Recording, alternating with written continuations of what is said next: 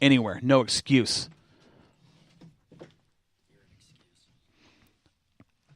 They had a situation down there. Actually, there was 2 situations in California this year.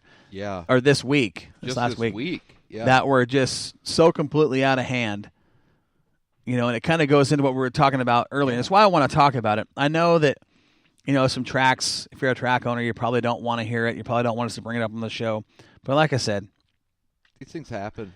They happen. You need to address the issues. Mm-hmm. And there's nothing wrong with talking about it.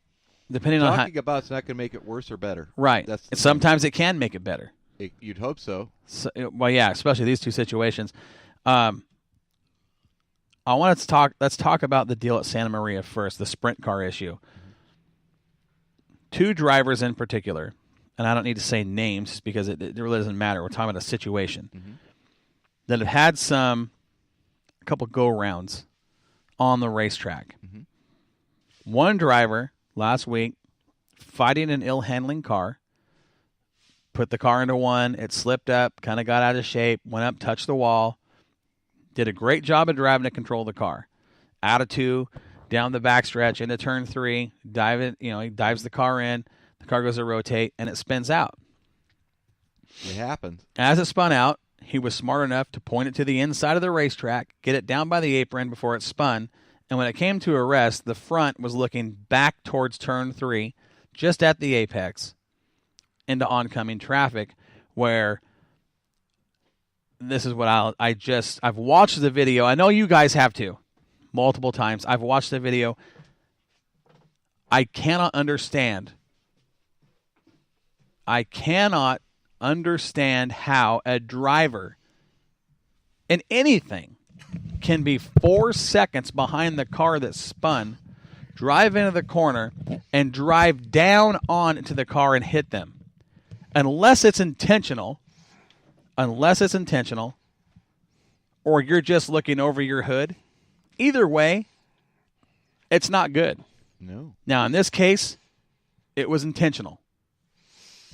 Why? You're running in the top 10 of a USAC sprint car race. A sanctioned event. And you see a guy spin, and you intentionally aim your car to hit him, and you tear up 2 race cars. Then the driver that intentionally hit the guy unbuckles, gets out of his car with cars still on the track, runs across, and punches the driver in the head for what? You're the one. Well, it sounds like it cost him a few bucks. Oh, well, and I wasn't going to talk about this deal on the show tonight until I heard the consequences. You guys know I shared it with you. Yeah. USAC, and I'm going to call him out. I'll give my honest opinion. USAC, right now, this is my take on him. You know when a chicken poops on the ground? We've all seen chicken poop on the ground, right? At the very top, there's that little dot of white stuff. Mm-hmm. That's what USAC is right now. There's that little white tip of poop on the chicken poop. Let me ask you a question. Is that good or bad? It's bad. It's. I'm trying to figure it out. He's calling them chicken poop, so it can't be good. Here's the thing. As a sanctioning body, those guys should be ashamed of themselves. Given the situation we just talked about, we know the driver hit the other guy. He watches him spin. He's 4 seconds behind him, drives into the turn, sees him, and rams into him on purpose under speed. Then gets out of his car while there's still cars coming to a slow, runs across the racetrack on the racing surface, and punches the other driver in the head. We know, let's talk to the rest of these guys out here listening, the consequences USAC put on that driver. Well, it was basically how many infractions? Well, the infractions. Counted 2 or something. There was 2 infractions. So he left his car while it wasn't a red flag condition, right? And using his car with intent. I think it's aggressive something. Yeah, using his car with intent to, I can bring it up and show you the exact wording. Their consequences to that driver were, number 1, he had to apologize to the other driver. Second, he gets a $500 fine, put on probation for the rest of the year, And if he doesn't get in any more trouble, he gets $400 of that money back. Oh, I didn't see that part. Yeah. He So gets he's $400 of that So money. he just has a deposit on his temper. Right. Okay. And if he's a good boy, he gets $400 of the $500 back. Oh, yeah, I don't. Are agree you with kidding that. me? Let me tell you something. We've talked about stuff like this in the show. You guys know my thoughts and feelings on this. You do that at a racetrack that I'm the owner, you're not coming back this year, maybe not ever again. If I'm not mistaken, isn't that how Claire Arnold used to run it? Oh, he was tight. Yeah. He was tight. You know, something like that's going to get you some consequences. Yep. Okay. USAC says, "Oh, you've got to apologize to that guy in writing, and we're going to charge you $500. But if you're a good boy, you'll get $400 of that back." Wow, I did not see that part of it. Let me tell you how if we were on TV right now, I would look into the camera and I would give USAC the one finger salute. I absolutely would. Well, we could go Facebook Live. Tell me what you guys think about that. I think I thought it was just $500, and it was the apology, and even that didn't seem severe enough for the situation. Okay, I didn't know he could get his deposit on his feelings. Right. That, Now you can see what I'm talking about, Now that I little get it. speck of white stuff on top of the chicken poop. Yeah. Sam, tell me what you think about it. This has been one of the seasons that's probably been the roughest. Like, I follow racing all over. Like, I literally am on so many Right. pages that I get to see racing all over the country. In Australia, New Zealand, I watch it all. This has been the season where literally I'm going to put it all out on the fans. I am. I'm going to put a lot on the fans right now. I've thought about it. With the availability to go Facebook Live and social media, every fan has literally become a reporter. And their videos get shared, and we've seen more pit fights this year. We've watched trailers burning down to the ground.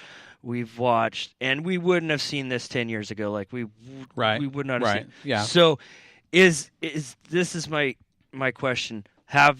And Dom's called me on this before, where I've said if you can't conduct yourself in a professional manner, leave.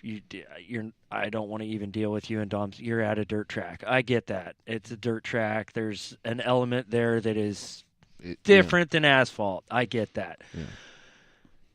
But there's been so many fights all across the country, New Zealand, Australia. This year is literally like the accountability for these guys doing it has been tapering off. If this would have been happening in the 90s, I don't think a lot of guys would be racing a season. So if you're the president of USAC, United States Auto Club, and this is at a sanctioned race, and one of your drivers intentionally rams another driver while he's parked under caution as he spun out, gets out of his car, runs across the track with sprint cars on it, knowing what we just saw a couple years ago with Tony Stewart, and punches another driver in his head before he can get out of his car, what do you do? Fine. I'm talking about you. My personal opinion? If you're the president of USAC, I'm fining you and parking you. I'm going to fine Okay. you $20,000, and I'm going to park you at any of my events, at any of the tracks that I'm at. You will not race for me for a year. Because Minimum. in the end, they're supposed to be the hosts, the people that are putting the show on. Yes, the drivers are, but my point is this is their deal. Mm-hmm. So I really feel they should be much more responsible for it than they are. I agree with both of you guys 100%. Yeah. If it's my call, that dude's parked for the season. You're not racing another USAC sanctioned event anywhere in the You get none of country. your money back that you paid in nothing. Just, Right. That's it. You know there has to be bylaws and just basic rules for these people. I understand frustrations and anger, but my gosh, That's complete it's stupidity. It's becoming an epidemic. I mean, look at it everywhere. Right. You're basically saying, as a sanctioning body, continue to do it because I'm going to fine you less, and it's drawing attention to my And program. it's not good attention, though. No. No, it's not. It's not. And I'll tell you, if it was my call, he would be parked for the rest of the year and would not run a USAC sanctioned event at any sanctioned track in the nation. Period. You are done for the year. You want to race, go race somewhere on a local level. Mm-hmm. Get your USAC stickers off the car. Get your feelings under control. And when you want to grow up, we'll talk to you about maybe letting you run again. Mm-hmm. Until then, you're done. That there is no place for that type of behavior with a race car anywhere, and there's no excuse to justify something like that. And my question is, why was it intentional? What was going through his mind to say, I have to do this to this guy? He I don't spun know. out. Everybody spins out. Right. Well, and there's been a couple times this year where that driver that hit the car that spun, it's not the first time he's done it to this. I don't know what the deal is. That hasn't been Clarified, I don't think. clarified why he's got an issue with that particular driver. But the driver that he hit, the car is so destroyed. The only thing that was good, I mean, this is how hard he was hit. The only thing they could use out of that car was the seat, the belts, the wheel, and the motor minus the headers. And, even with any racing in general, you're going to have some guys that aren't as good as the leaders. They're going to be slower. They're still getting used to it. That's the only way that anybody else can race. You got to learn. And there's going to be bad situations where it's like, wow, a rookie screwed up or whatever the case may be. But it's going to happen, and you got to race with those guys. It's just Right. how it is. Well, neither one of them rookies. My point Well, is, I know what you're it's saying. going to happen. Right, in it's any going to happen. racing. Right. They were both running in the top 10. You just ruined your night in a top 10 run in a USAC sanctioned event because you wanted to act like an idiot. No, I don't like a understand. 2-year-old throwing a temper tantrum. Why would you do that to your race car? You tore his car up, but you just destroyed yours too. He's becoming more popular. It'd be the last time. It would be the last time if I was in a position of power. So what about the other one? The other one right now, I am livid. For something like that to happen in the racing world, it almost makes you. It's just disgusting, absolutely disgusting. So, it actually happened at Bakersfield. I know that's why it was kind of Shocking to us, because we've seen that community down there. Those guys they've got actually a really good racing community. I was hoping I actually misread it, to be quite honest with you. I was like, how could that happen there? Everybody's so great there. Right.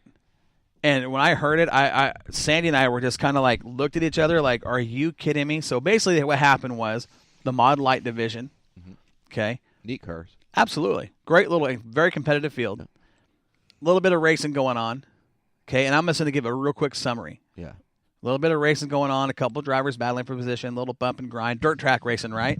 Nothing that was, from what I understand, I wasn't there, but from what I understand, it's just dirt track racing. Nothing out of the ordinary, You're off the nothing, wheel, nobody, for the right? most part, so it's going to be a little touchier. Right. But nobody doing anything stupid, intentionally trying to wreck, no door slamming, whatever. This is what I don't understand. One of the drivers is a teenager. The other driver is not a teenager. Their moms get into it in the pit stands, turn 2. Wow. There's a little bit of words being slung back and forth. Then there's a little altercation. One of the drivers one of the crew members from the teenagers' crew said some things. One of the moms pushed him. The other mom jumps in. Basically what happens is these two moms got into it. So it was like a your mama? Kind of one of those your mama deals, okay?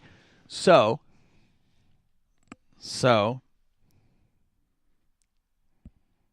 a crew member from the team that has a driver that isn't a teenager steps in to break this up.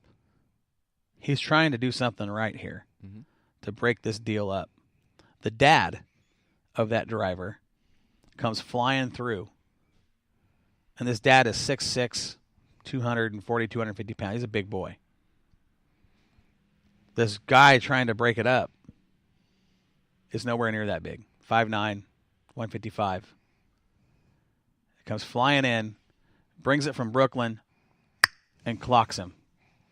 Kid goes down, unconscious, bleeding from the ear.